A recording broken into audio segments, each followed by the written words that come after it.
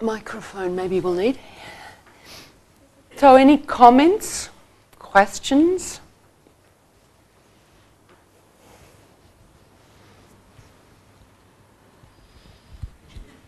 Difficulties, challenges, did it get easier? Let's need a hand. Couldn't wait to say that, huh? Yeah, that's good. No, it's very good. His shoulder. We'll have another go at bandaging him up. Yeah. Quite a curve. Quite a curve. The spine. Mm-hmm. Anyone else find they had quite a curve? Yes. Yeah? Anyone find they didn't have a curve? Only went in here this way.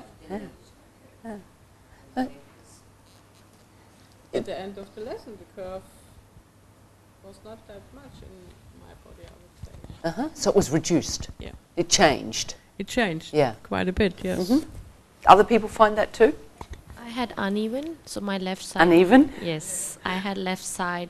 I mean, my right side arch was really higher than the left side, and later on, at the end of the session, it was all flat. Yes, it was just more contact. So more even on both sides? Yes. The left was no longer...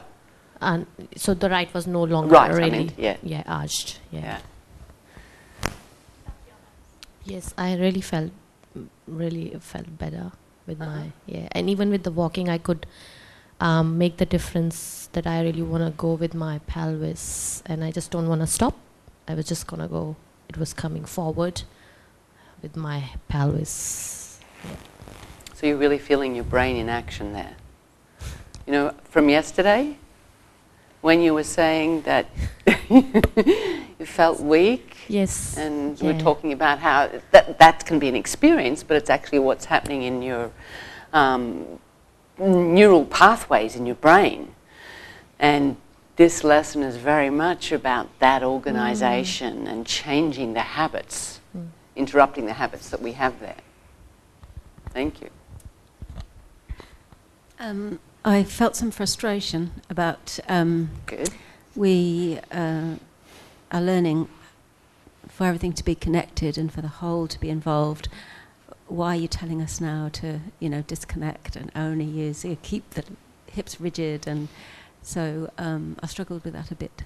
And what did you bring that up in your group? Yeah. And what came out of that? Anything that assisted you? Well, it was general agreement. General agreement, and then, because we're here to learn, then you just go with it and find that there's learning in that, and, that's all good. So you did come up with a solution? Yeah. You did come up with an option for it, yeah. It's just more complex and more subtle than one idea. Definitely. I found I was very restricted beforehand.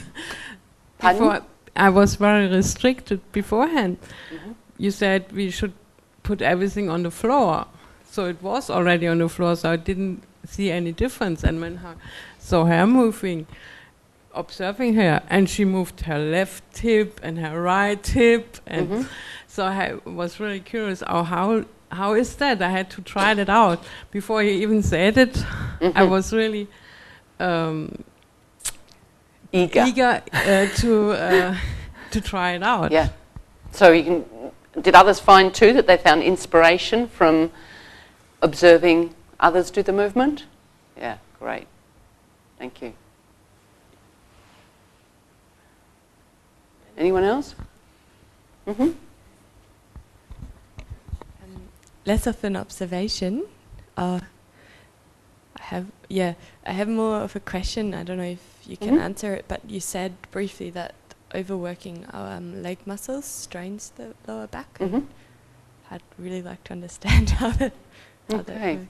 So if you think of the big muscles that go from the pelvis to all these big knobbles. You know, we've got the big gluteal muscles, we've got the part of the quadriceps muscle here, we've got the abductors and the adductors. So if you have strong habits around using your hip joints in particular ways, could you think that if this is more locked in a unit here, that it's going to place a greater demand on using your lower back? Because it's pulling on it and it's like going... Because you've lost these degrees of freedom in the hips, so you don't have the possibility of moving your hips at the other end of your pelvis. But if this is reduced in degrees of freedom, then you find those degrees of freedom, or try and find them, usually, through the next mobile area, which is knees or ankles or lower back. The vertebra of the lower back. Does that make sense? It does. Like, in the end, like, observing standing, I sort of did feel the sockets of that hip joint, that there was a new degree of sort of slight mobility in there, and the possibility of that being sort of somewhere where there was some degree of balance possible and sort of shifting of that weight, whereas before it's always like the weight going on the feet sort of thing. Yeah. But now you felt new sensations in your hip joint. Hip joints, where it sort of could be like really tiny adjustments of weight. So I thought that does come through the release of that area, but now it sounds like that also, this lesson also is about freeing up all these leg muscles. Yes, but as well, as you're saying, very much about creating options for what you can do with the musculature of your lower back. So that, what I heard you just say was you got freer in your lower back too. I felt more in the hip joint. More in the hip joint. Yeah, yeah, but I guess that's individual then, like what the lesson does for... Yeah, because we're in one of the intentions, there's many intentions in this, but one of the intentions is to inhibit the usual way we tend to use our lower back muscles. So following on from that lightness that some of us might have felt when we were walking around afterwards, was that because we were being perhaps more skeletal and less muscular in our movement? Okay. Yeah. I've been curious for some time about the pelvis. Does it have any articulation, or is it completely fused? No, it has several articulations in terms of the sacroiliac joints, where the pelvis meets the sacrum at the back, here. So there's two joints here. These do have movement in them, but it's not, well, they absolutely can move. There's a pubic symphysis at the front, which can move, which often in pregnant women develops degrees of freedom which become really painful, as does the sacroiliac joint. In my practice and in my experience of a lot of people, like anywhere, we can lose the degrees of freedom because this joint doesn't have many degrees of freedom. It's a sliding and a gliding and a small amount of rotation. It's easily lost, and so it can be challenging to feel, and you'll do more work with that during the training program. People who do know how to use that joint really well is sumo wrestlers, because they spend all this time and moving like this, so they access those really small movements that are possible here in how they take weight, how they move across the ground. Martine? Saying that what you was mentioning also about pregnancy, many moons ago in my early 20s I was on a contraceptive pill and I was studying phys ed, and I developed too much movement in my sacroiliac joint, and it was agonizing. Yes. And when I went off the pill, within 6 months, it settled. I could, like with trampoline jumping and everything, and my back couldn't take it. It was too mobile. Yeah. I had pain into my legs with the sciatic nerve and everything, so it was a bit too much of the good thing. Yeah. Any other questions, Colin?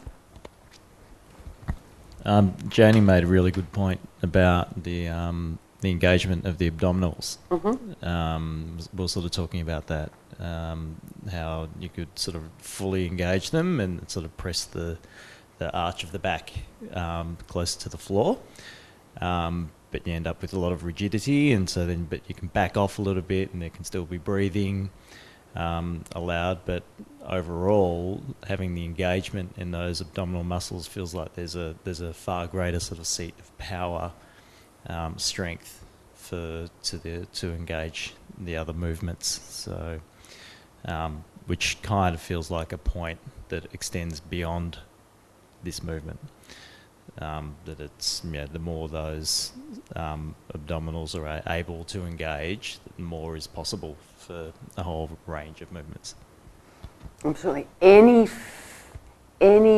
habit of organising a relationship within ourselves, because it's not the muscles themselves. Muscles are dumb.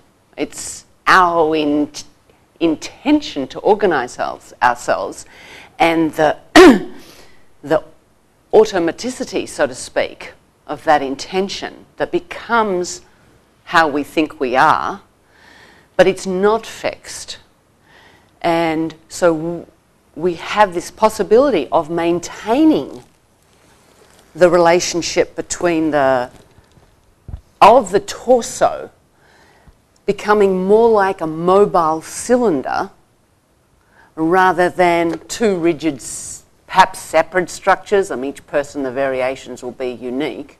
And most people have an idea of strong abdominal muscles being active in one direction. And then that becomes like bands that fix the relationship in a certain way. And as soon as you start to explore and give your nervous system other sensory information that connects your skeleton in different ways, you find it actually, you can get more tone here in a different way, deeper. And you find possible to, as you're saying, to get greater degrees of freedom and other possibilities and changes in the relationships. And sometimes to activate those deeper layers of the abdominals, which are more tonically activated, not less consciously controlled, we need to turn off the musculature of the back, the extensors. And because as we were talking the other day about the flexors and extensors, the agonists and antagonists, one way to assist the quietening or the shift of the pattern in the brain is to mobilize this more actively, which is what you're doing when you do this, bring the knee to the elbow to the knee. You're mobilizing voluntarily, or likely to mobilize voluntarily, the abdominal muscles, the more outer layers, which reorganizes.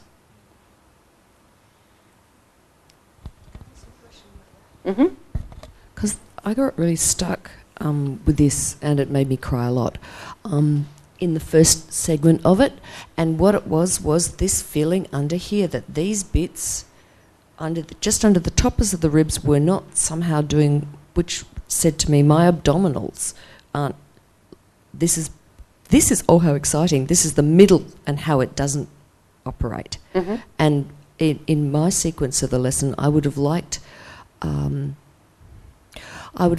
more information of the rolling of the neck and the head, the movement of the head, and the lateral movement, and that would have just made it a little easier, or a little possibly, I wondered about that. Would that have made it easier to then develop a better sense when I got to anchor that, or stabilise that part of myself? If I'd got that stabilising a little earlier in the overall lesson, if that would have made it less likely that I was going to go, crap, I'm really stuck. Can you actually do that in your ATMs? Do they come sort of like pre-chunked, or can you sort of, because I thought if I'd actually had that information. So did you try it yourself? Did you have enough information to try it yourself? No, because I was so freaked out that I had to just sit outside and go breathe and don't run out of the room. So I didn't have enough headspace to do that. But now that you've said that, it was in the lesson. It was in the lesson. Yeah. But I may have. But you may not have been able. I may not have been able to explore it at that moment point in time. But I'm really excited by the idea that you could actually change that little bit. Yeah. So that didn't occur to me in my learning. And okay. Well, thank you for sharing your experience. And lessons can be changed. They can be adapted. Most practitioners you'll speak to will adapt lessons to the group that they are addressing. I broke the lesson down into two. It was actually one AY lesson.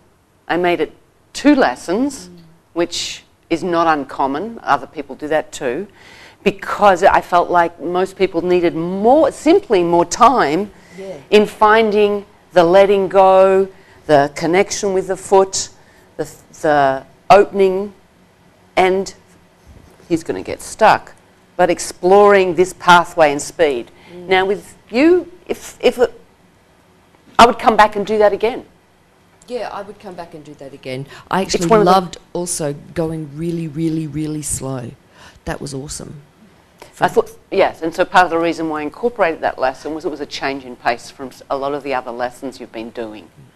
Thank you. And after doing all the work you've been doing in the last series, you've been engaging your extensors a lot, and so this lesson has it just helps find an equilibrium if it's difficult for you to find for yourself. So it's quite common as we can't hear a certain portion of the lesson, or we exit because we just need to give ourselves that space and time at that moment.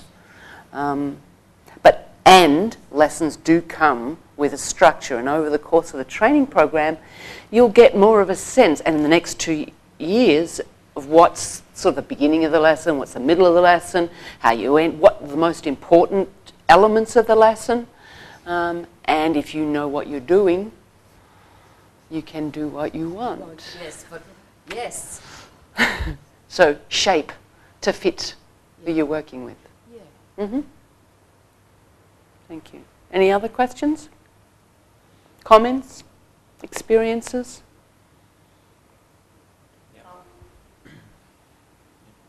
Just quickly, we were also talking about when it was both legs at once, just the wild variation and difference between tilting your pelvis right forwards and how that can actually sort of enable the movement to be easier.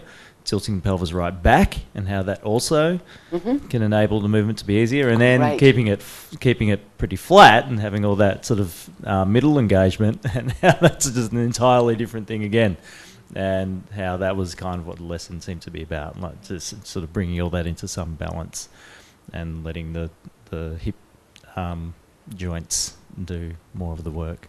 Fabulous. With the participation, the central organisation. It might be a question more really to everyone and yourself. I was just wondering how people, if there's any people who have got any hip issues, or how would you,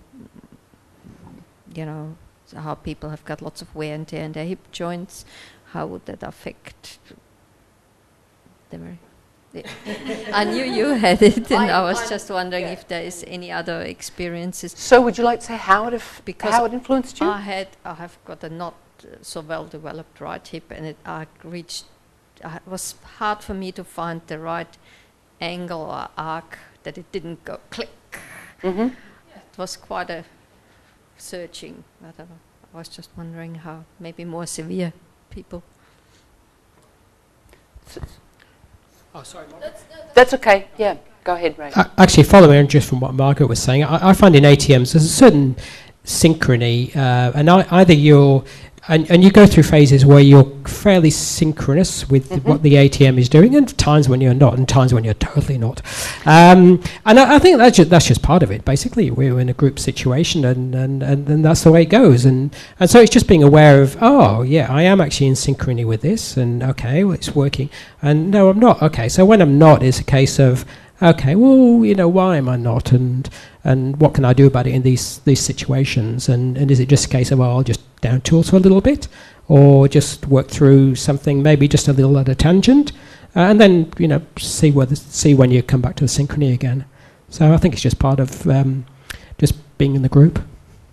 And your learning process. Yeah, and something if it is quite meaningful, something then to just park and say, oh, can in my next FI, something to explore maybe. Great. Got some strategies going there. Did you want to say something, Margaret? Oh, just pretty much that. Do you want to tell us how you that was you.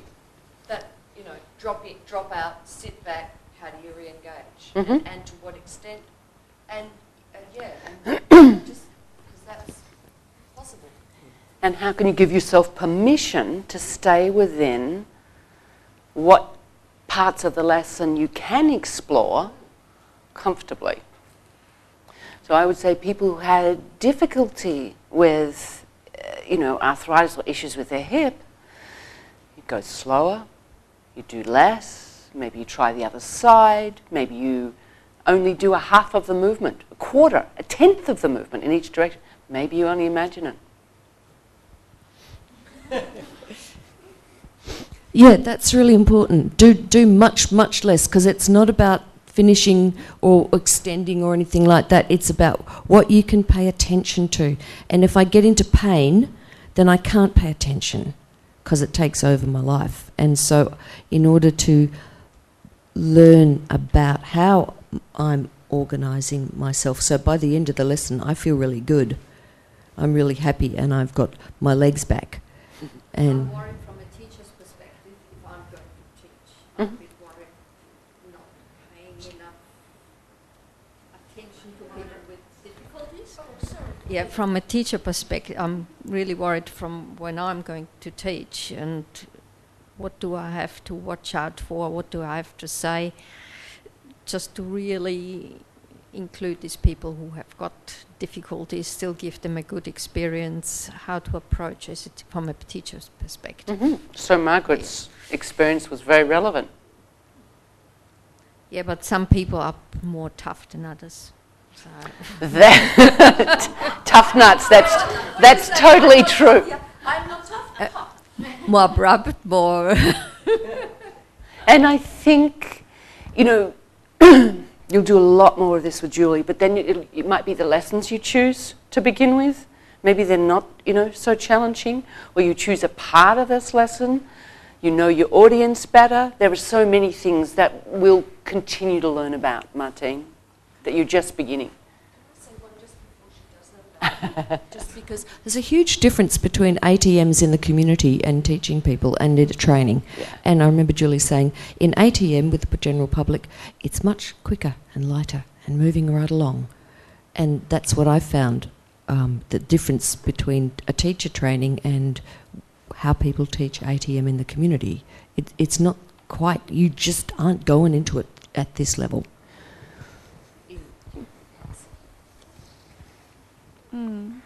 Yeah, okay. I was really glad I asked about my neck yesterday, mainly for that reason, because I was tempted to be like, oh no, I'll work it out, I'll just go really slow, in time I'll work it out, but then you gave me an extra tool so that I could open up my chest, and then I was like, well, if anyone's ever having a similar issue, then I know that there's ways around it, and I don't know all the ways around it yet, I just know one. Yeah. But it was really, I was like, that was the thing that made me most glad, that I was like, okay, how can you help me? Because that gives me an option to know that if someone else is having a similar situation down the road, I've got at least one option. And that's why talking and hearing other people's experiences and what they did in certain situations can really help you learn about the possibilities and options. But you know, when I was young, my hips were really bad. That was the first way of me finding out that I had any back issues, was my hips went out completely, and I found out I had no bum muscles at all and had to slowly work on having some. And then my pelvis have been like at the forefront of my mind for a long time now, so most of my movements start at my pelvis, and then to open up my chest is gone. I don't know when, would have gone a long time ago, I assume. Uh-huh. So did you go on. I was going to ask you a question. Did you notice any participation of your chest by the end of the lesson? Yeah, muscles. Uh-huh. Can I make a comment to the last bit? Yes. I had so much fun moving the legs in the first lesson, and then we had to stand up, and everything hurted in my hips. Did I not realize that I overdid it, or? Can be can be quite a few factors. Can be that you're not quite sure, your nervous system's not quite sure how to stack up. So all of a sudden you feel work or pain, or you're trying to you're using your habits of standing. Was it new pain or old pains? New pain, I would say. Okay, then in that case I'd probably say it was the activation of different groups of muscles than you usually use. Has it passed now? Yeah, now it had passed, yeah. Yeah, and so yes, it was probably a little more. If you'd done a little less in range, fewer repetitions, you might not have had that soreness when you stood up.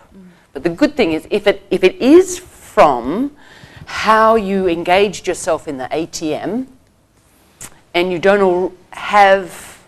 haven't had it before, it will pass quickly. Nearly always, it will pass quickly. If you have a pre-existing problem in that area and you stand up and get pain, it may not pass so quickly because it's engaged your system in possibly a self-protective way. So it'll keep holding. But if it's passed quickly, maybe you didn't go so far over the line of doing too much, you know?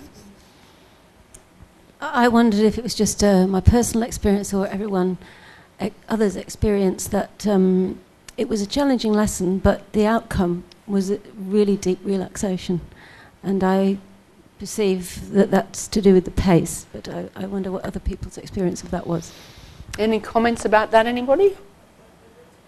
It was very challenging, but in the end I was deeply peaceful, and I think that was about the changing pace. That at the beginning there was quite a lot of range demanded, and then by the end I was moving very, very slowly, which seemed to be the instruction, but maybe that was just where I went. Yeah, I felt particularly before we had our break that the slowness encouraged the possibility of more inclusive awareness, and I'm still not there, but I did have a flash of it, which was really nice, and that's a very peaceful feeling, I think. Yeah, so I can relate to this. And that was the speed of it. Any other comments? Judy? Well, a bit like Margaret, I found it really challenging and started to get a headache and felt quite nauseous. So I gave myself permission to disengage and just was completely out of it, but then thought, no, I'll just get up and I'll just observe and just watch and see what's happening. And it was very interesting just observing the different speeds that were going on and the amount of movement that was going on. And then when I felt ready, I got back down. And I think it wasn't until you said, do it really badly. And and because I'd seen so many images of all sorts of interesting things, I was able to sort of just go ridiculous. And then you said, and can you do it looser? And it was like, oh, thank God, because I had been holding myself so hard to try and stop things from moving. Yeah. So that was quite liberating for me.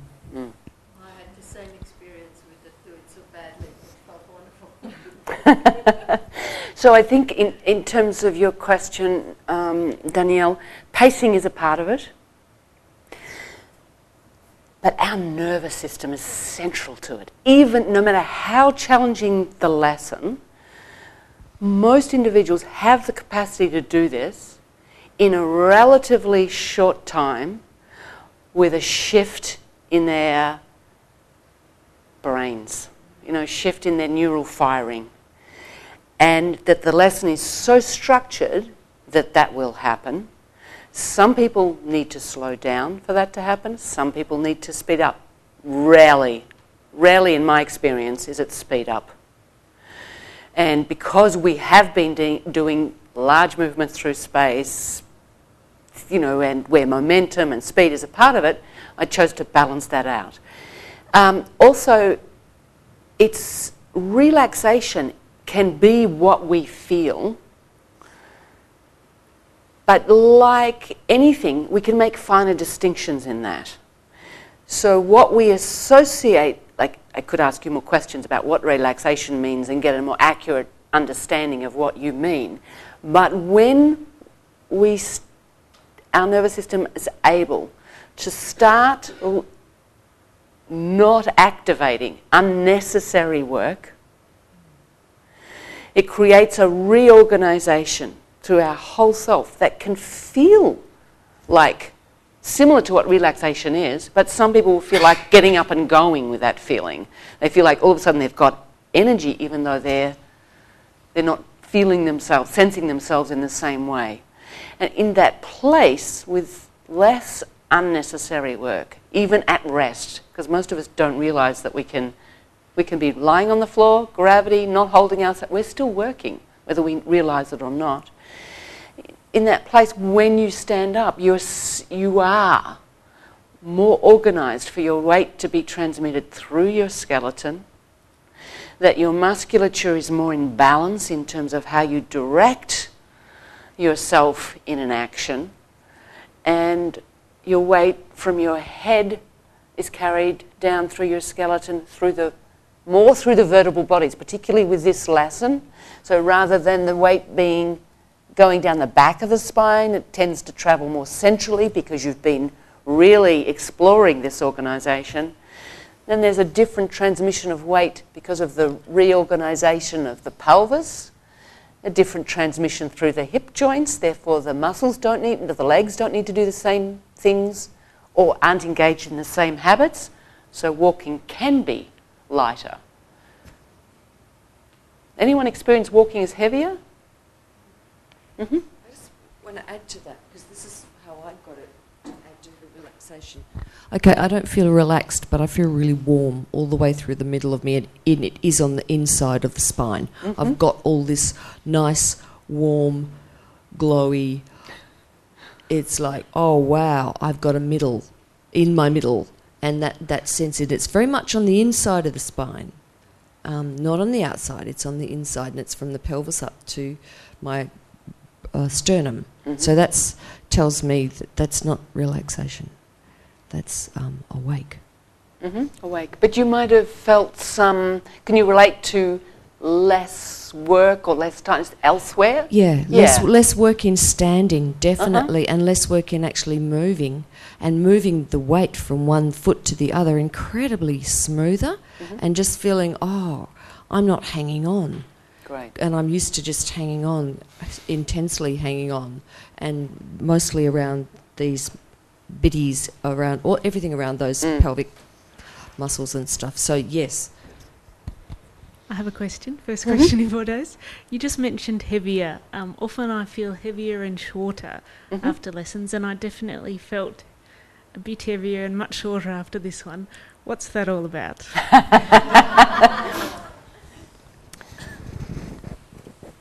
The experience in life and self-use of each one of us is very different. So the outcome of a lesson is very different. Commonly, when we've compressed ourselves a little bit and we change the configuration that's happening and the organisations that are happening, we may feel a lengthening, or we may feel the shadow of what we were doing to compress ourselves. Now, it's totally, in my experience, totally unpredictable how one perceives the sensory motor experience after a lesson. Most cases, with experience, you can hypothesize about it. So it was heaviness you felt, and what was the other one? Shorter, but positive feelings. Yes. Negative. Well, so that's the other thing to find out. Yes. You know. And sometimes after FIs, I might sometimes feel tall. After FIs, I might feel taller or shorter, but definitely positive changes, even though It's an heavy, unusual, short sounds negative. To me, it was positive. Yeah. So you can never know how you will make sense of the after effect of a lesson, because it's very dependent. But if I'm seeing someone for a first time and they're troubled by one, I'll find out if it's a positive experience, if they're okay with that. Won't try and explain it too quickly, but usually you can hypothesize about it. That's sufficient an answer for you? Yeah? I didn't think there was an easy answer anyway. Yeah. Oh, if you have another question, I'm happy for you to ask it. Well, Anka, do you still want to say something?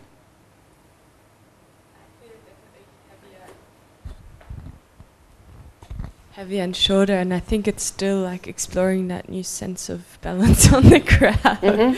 And it is like the sense of everything distributing differently, and more like connection from the head down to the ground, and it's less of the extended sort of self, and it's more of a sort of letting it just go, like stack on itself, I guess. And it's really unfamiliar for me, and I feel a shaking in my legs because around my glutes, because I think there is muscles that are not very trained in this little not used to it at all, controlling you or organizing you in that new organization. And it's it's very dynamic state of balance, where it's like even the breathing sort of gives a little shift in that, like a momentum. And yeah, so I am heavier too. Yeah. And I can sort of relate it to that. Yeah. And what I would suggest is whatever emerges, because it's what it's about. It's about emerging possibilities that are unpredictable, that are as a consequence of whatever has gone on in your system, or however you create a conceptual understanding of the sensory experiences and how you perceive, whether you're relating to the space outside you, internally.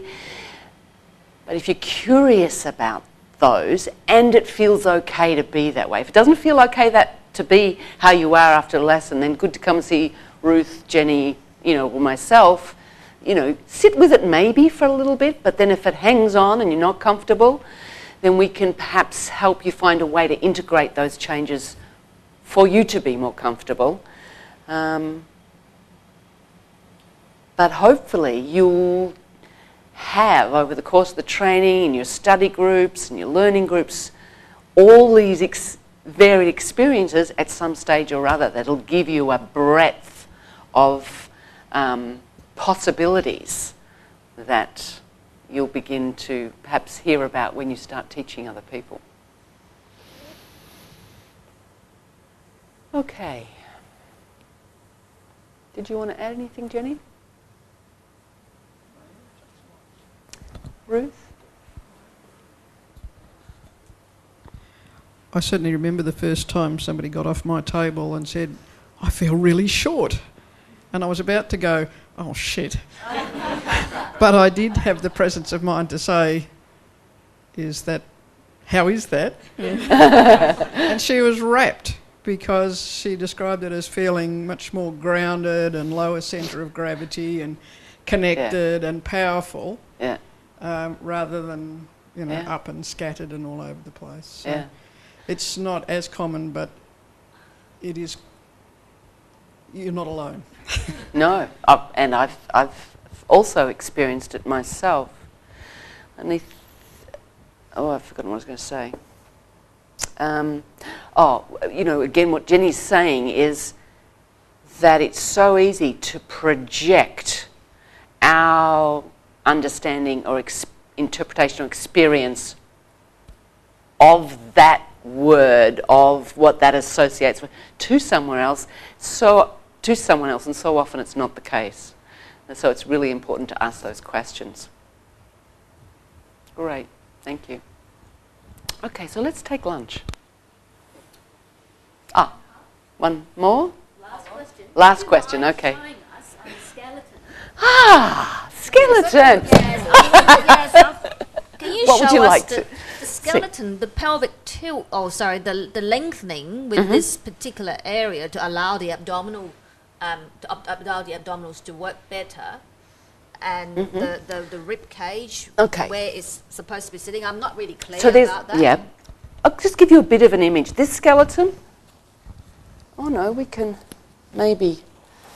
So let's just see. If I roll his pelvis backwards, can you see it's a little reluctant. Yes.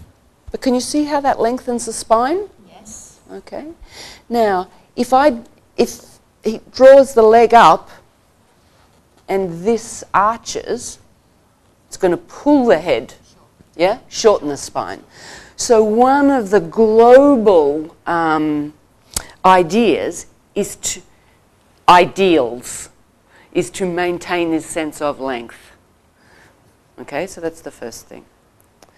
Then, if there is no stiffness and holding in the thorax, the muscles of the hip joint that connect the leg, particularly to the spine, can organize the leg to come up to standing without this pull in this direction. Because if there's undue tension, then the weight of the leg, when we do this, will roll the pelvis and turn the spine.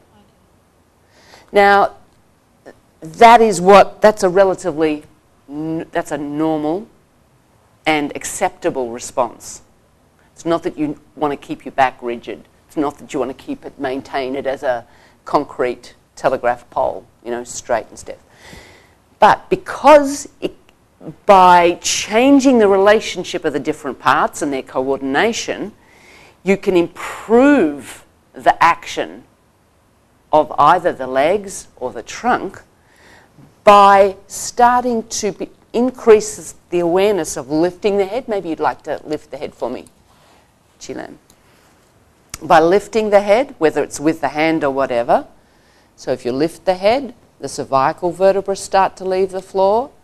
And then as the thoracic spine starts to move, that tends to fold the chest downwards at front. As the chest folds down at the front, it's engaging the abdominal muscles to do that.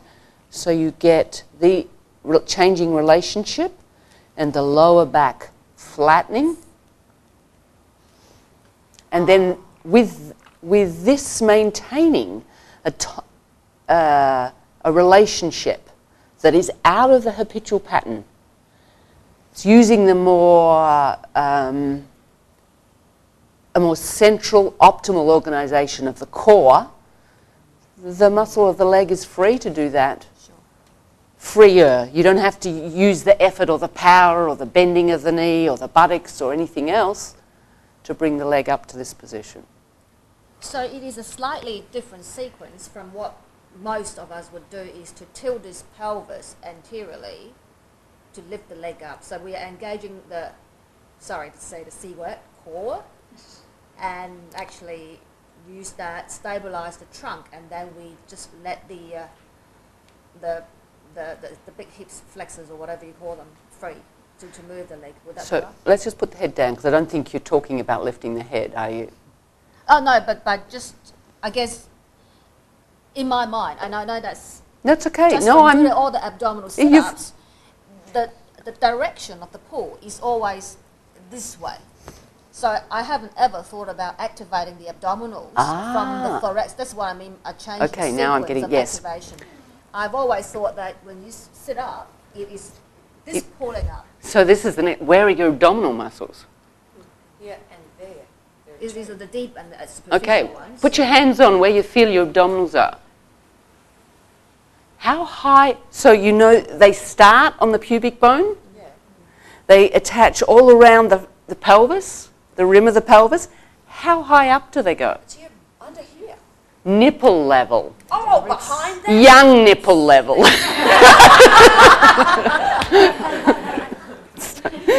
They go up to about this. Right up to in here. Yes. The armpits, up to the Not quite to the armpits, but they connect functionally with other muscles up there that you're using to lift your head with when you do that. But they come up on these ribs so that they really have an advantage to slide the front of the ribs downwards. That's what I meant in the sense that Yes, I've always no. just thought You- of this, shortening this. from this direction instead of thinking of activating them from this other direction. And that made total difference to the Yes. balance and the effort and so on and so forth, for me anyway. Yes, Yeah. and when I you don't know what everybody else think does. when you think of both directions together, so that's another aspect of it. So when we use the leg and you put that hand behind his head.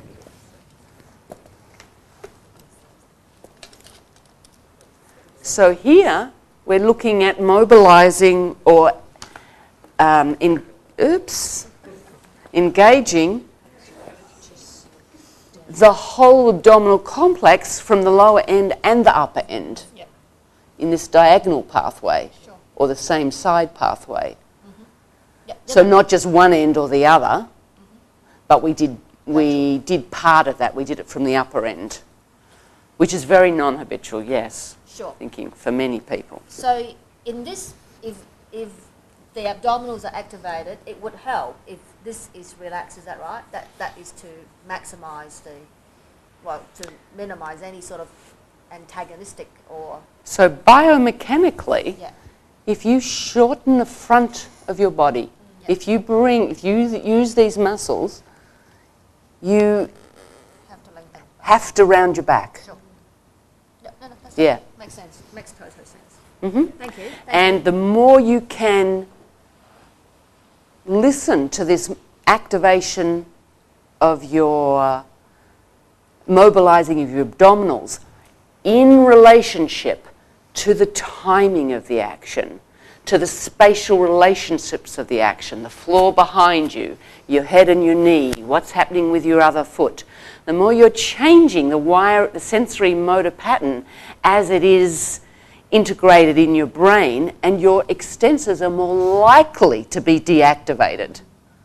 Whereas if you just think pull, pull, pull, which is the usual way we tend to bring our elbow and knee together, or push, or I'm going to touch, then you're in the normal, more habitual pattern of action, and you're not going to get that shift or the possibility of creating alternatives where your back muscles lengthen. In actual fact, they're more likely to resist against the action because you're doing it in the way you already know and trying to do it harder. Which is why you might do the lesson and go, oh, I'm really frustrated because I can't get this. I don't know the pathway. Mm-hmm. Because you can usually do it, but then you're frustrated. No, because I can't do it. And so then, as you said, it'd be an interesting lesson to ask for a lesson about, to explore further. Yeah. I just have one more question about the skeleton. Okay. Am I holding people up for lunch? Let's hear the question and we'll see whether we answer it now or later. Going back to the very first ATM that we did, where I had total confusion about the left and right, this one. Okay, so in this format, Please keep going.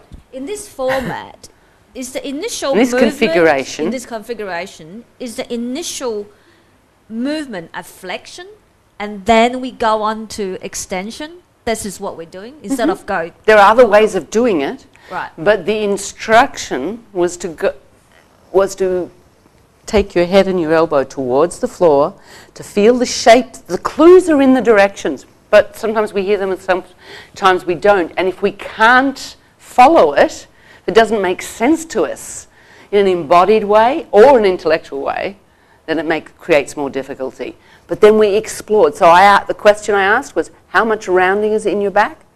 How much folding is in your hips?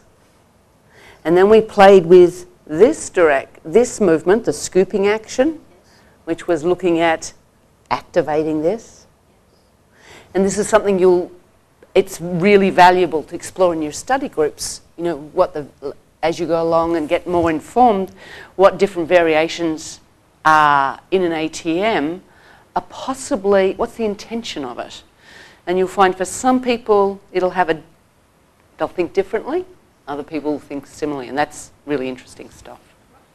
Great. Thank you.